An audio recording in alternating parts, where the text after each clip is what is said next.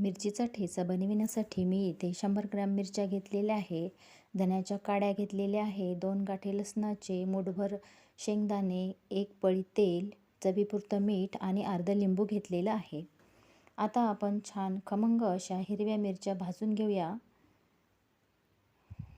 हा ठेचा खूपच सुंदर लागतो आणि पौष्टिक आहे. तुम्ही हा ठेचा ज्वारीची भाकरी, बाजरीची भाकरी किंवा चपाती यासोबत खाऊ शकता आणि हा ठेचा 1 महिना टिकतो, म्हणून रेसिपी पूर्ण बघा. चला तर मिरच्या भाजून घेऊया. तेलाचा एक परतावा देऊया, म्हणजे मिरच्या छान खमंग भाजतील. मिरच्या भाजेपर्यंत आता आपण कोथिंबिरीच्या काड्या आणि लसण हा खलबत्त्यामध्ये छान ठेचून घेऊया. खलबत्त्यामध्ये यासाठी ठेचून घेऊया की कोथिंबिरी आणि लसणाचा स्वाद जशाला तसा राहायला पाहिजे, म्हणून आपण चेचून घेणार आहे. मिक्सरमध्ये काढले तर याचा स्मेल कमी होतो, म्हणून ही पद्धत मी वापरत आहे. चला तर आता माझा लसण आणि ही काड्या वाटून झालेल्या आहेत. आता आपण शेंगदाणेसुद्धा भाजून घेऊया. छान असे खमंग शेंगदाणे पण भाजून घेऊया आणि भाजून झाल्यानंतर मिरच्या आणि शेंगदाण्याला थंड होऊ देऊया आणि नंतर ते बारीक कुटून घेऊयात. अशा प्रकारे शेंगदाणे भाजलेले आहेत.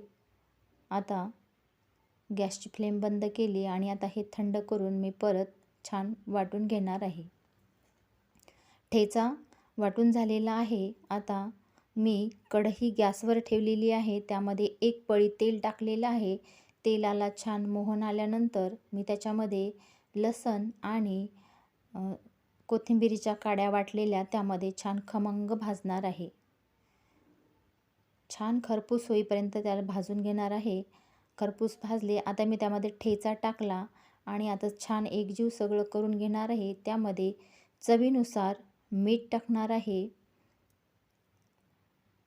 मीठ टाकल्यानंतर परत सर्व जिन्नस एकत्र करून घेणार आहे आणि परत राहिलेले अर्ध लिंबू त्यामध्ये मी पिळणार आहे आणि छान सगळं खरपूस होईपर्यंत भाजून घेणार आहे. छान खमंग वास सुटलाय ठेच्याचा आणि हा तयार झालेला आहे ठेचा. भाकरीसोबत, चपातीसोबत आपण खाऊ शकतो आणि 1 महिना टिकतो. चॅनलला सबस्क्राईब करा. धन्यवाद.